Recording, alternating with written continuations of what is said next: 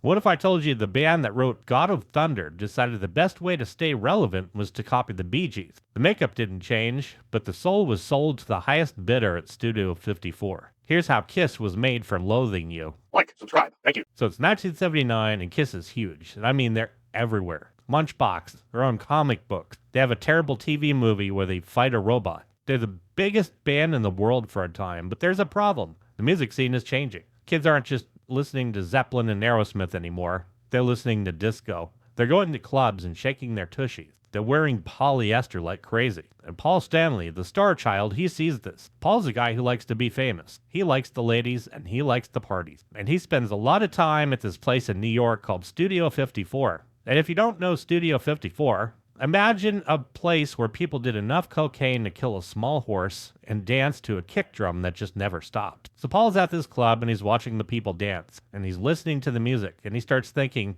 hey, this music is garbage. It's simple. It's stupid. Anybody could write this. He literally tells a reporter later that he thought disco was easy and that he could write a hit in his sleep. So he goes to his songwriting buddy, Desmond Child, and they sit down. Paul starts messing around with a beat. He wants that disco tempo. 126 beats per minute, oonts, oonts, oonts. And they start singing the melody. Do, do, do, do, do, do, do, do, do. Don't copy strike me, please. It's catchy. It's poppy. It's about as far away from Detroit Rock City as you can get without joining the Osmonds. He writes, I was made for loving you. And he thinks it's absolute genius. Thinks it's going to make them millions. So he brings it to the rest of the band. And now Gene Simmons, the demon, he's a businessman. He likes money more than he likes breathing. He hears the song, he hears the catchy chorus. His tongue starts wagging and he sees potential for radio play. Dude is on board. He doesn't care if it sounds like ABBA with distortion pedals. If it sells, he's going to play it. But then there's Ace Frehley, the spaceman. Now Ace likes the blues. He likes heavy riffs. He likes drinking beer and playing really loud.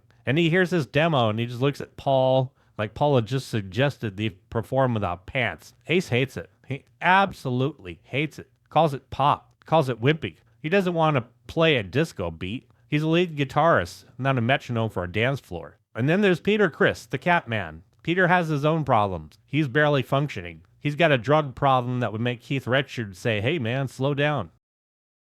He's been in a car wreck and his hands are messed up and he's really angry at the band. He's angry at the world, actually. So they go into the studio to record the album, which they call Dynasty. And they hire a producer named Vinny Poncia. Vinny's a pop guy, not a rock guy. He likes his things polished and clean. He wants hits. So they start recording I Was Made for Loving You, and Ace is miserable. He's standing there with his Les Paul, and he's being told to play this repetitive scratching rhythm over and over again. No blues bends or dirty feedback, just chunka-chunka. Feels like a robot. He keeps stopping, keeps complaining, tells Paul, man, this is not Kiss, this is garbage. But Paul and Vinny tell him to shut the hell up and play. They say, dude, don't worry about it. It's going to be a hit. Ace goes back to his corner of the studio, creates a little fort out of card tables and blankets so he doesn't even have to look at Paul and Gene. Literally hides in a tent to record his parts because he's so disgusted with the people he's working with. And he keeps a cooler of beer in there, sits in the dark and plays that chunka parts, and then proceeds to get smashed. That's his life now. And then it comes time for the drums, and Peter Criss, of course, is the drummer for Kiss. His face is on the album. His name is on the poster. But Peter Criss is in bad shape. He comes in the studio, he tries to play, but he can't get it. He's dragging, sloppy, speeding up. His hands are hurt from the car wreck. His brain hurts from the substances. So Vinny Poncia listens to Peter play, shakes his head, looks at Paul. We can't use this, he says. It's not tight enough. Disco needs to be perfect. It needs to be a machine. So they make a decision. A decision, by the way, that they don't tell the fans. They fire Peter Criss from the session. He's not kicked out of the band yet. They just tell him to go home. And they bring in a guy named Anton Fig. Anton's a session cat. He's a pro. Comes in, sits down at the kit, nails the disco beat in 1 or 2 takes. So when you listen to I Was Made for Loving You, you're not hearing the cat man. You're hearing Anton, the hired gun. Peter Criss is sitting at home, collecting a check, while another guy plays his drums. And the band puts Peter's face on the cover anyway. They pretend everything's fine. They lie to the magazines. They lie to the fans. So the song comes out and it explodes. Goes to number 11 on the Billboard charts. Sells 1 million copies. It's played in every disco in the country. People have never even heard a Kiss song in their lives or dancing to it. Paul Stanley feels totally vindicated. He proved he could write a hit. And he proved that he could beat the Bee Gees at their own game. Well, Then the backlash starts. The real fans, the Kiss army, the kids who bought Destroyer and Love Gun. And they hear the song on the radio and they just want to vomit.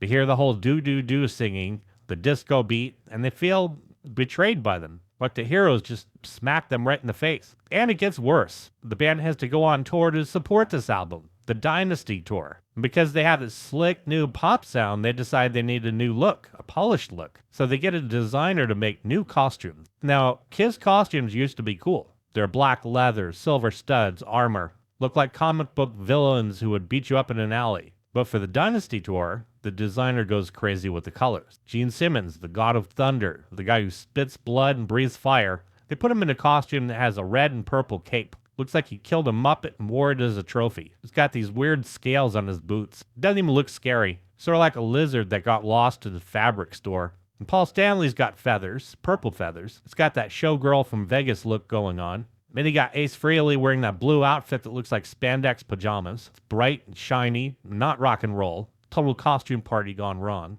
So they hit the road. The vibe is weird. They're playing big arenas, but the crowd is different. The older teenagers, the headbangers, the guys who smoke pot in the parking lot, a lot of them stayed home. They weren't going to pay money to see a disco band. Instead, the crowd is full of little kids, like really tiny ones, 6, 7. They're with their moms. They got their lunch boxes. They have the dolls. Kiss has become a cartoon. Not a dangerous rock band anymore. They're the Wiggles with face paint. Ace Frehley standing on stage every night wearing his blue pajamas, looking out at a sea of children, and he's just dying inside. He has to play I Was Made for Loving You every single night, that damn chunka-chunga rhythm, while Paul dances around shaking his butt for the moms. So Ace starts drinking more. He starts sabotaging the shows. Sometimes he plays a little on the slow side or a little on the fast side. Stops tuning his guitar properly just to piss Paul and Gene off. He's checking out. He realizes the band he joined, the band he wanted to be heavier more than anybody else, is dead. And Peter Criss, they bring him on the tour even though he didn't play on the record. But he's a mess, playing erratic, missing cues. Some nights he's basically playing a different song than the rest of the band. The tension backstage is so thick you could cut it with a knife. Gene and Paul aren't talking to Peter and Ace. They travel in separate cars, stay in separate hotels even. And there's one night on the tour where Peter stops playing in the middle of a song. Just plain stops. Paul has to turn around and yell at him to keep the beat. Peter gives him the finger. The moms in the front row cover the kids' eyes. Total disaster. So the tour ends, and they made a lot of money, certainly. But the damage is done. The credibility's gone. The hard rock fans have moved on to bands like Van Halen and Judas Priest, bands that did not try to write songs for Studio 54. Yet, anyway. Right after the tour, Peter Criss is fired. Ace Frehley hangs on for a little longer, but he's basically a ghost. Keeps getting outvoted by Gene and Paul. Keeps watching them chase trends instead of writing rock songs, and so eventually he's out. The Dynasty era was the moment the original Kiss died. It was the moment they chose cash over integrity. They got their gold record, they got their disco hit, but they lost their soul. Traded the leather and studs for purple feathers and the drum machine beat. And even though Paul Stanley will tell you it was a genius move, all you have to do is look at the footage of Ace Frehley's face during that tour. Looks bored as hell. Looks embarrassed a lot of times. Looks like a man who knows he is playing a song that sucks. Paul and Gene, they spent the next decade trying to figure out who they were. They took off the makeup. They put it back on. They went glam. They went grunge. But they never really got back that danger that they had before 79, before the disco beat. And the song I Was Made for Loving You is still their biggest hit globally. You hear it at weddings and commercials. But for the people who were there, for the people who love the loud, dirty, dangerous version of Kiss, that song is the sound of a band giving up. It's the sound of a cash register ringing. And throughout the rest of his life, Ace Frehley hated that song. If you were to ask him about it decades later, he'd roll his eyes. He'll still tell you it's a pop song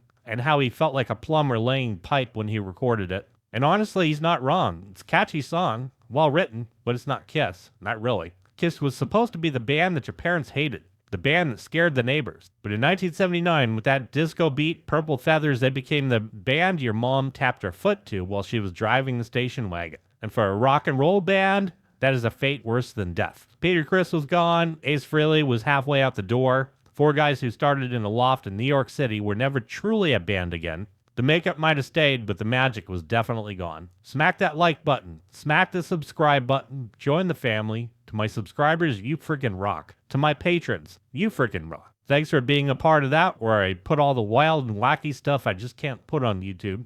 And thank all of you for watching.